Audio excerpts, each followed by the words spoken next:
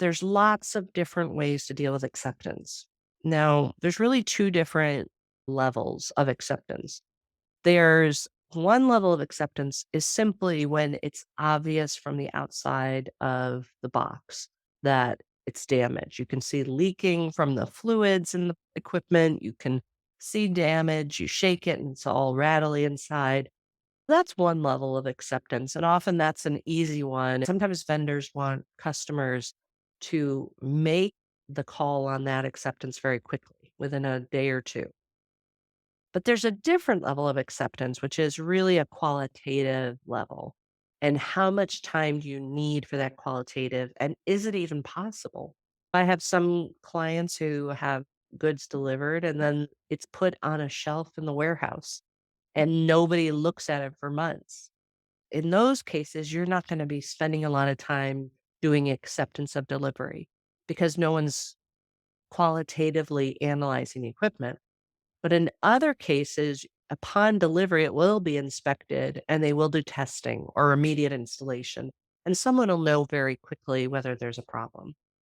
So on this slide, I laid out some of the types of wording we can use.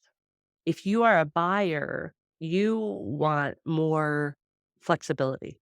You want the ability to reject goods and say that they're not accepted without having to provide a lot of specification or detail or even have to defend that decision.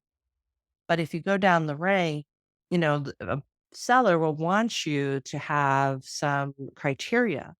So they might say, you will accept them only if they conform to the specifications, because then you've got some objective standard on which you're comparing the deliverables. You could also say they conform to the acceptance criteria.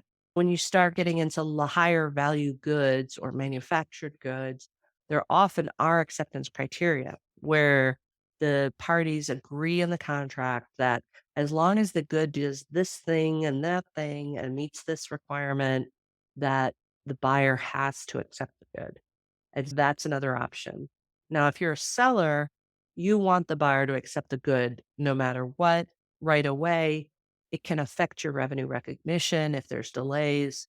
Typically, sellers want to have the most prescriptive or restrictive approach to this. They'll say buyers will accept the goods unless the buyer has objective proof that it doesn't conform in material ways to the acceptance criteria.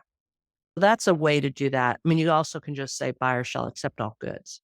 That approach, though, may create some problems just from a reasonability standpoint or uh, other issues that get into the next level of goods contracts.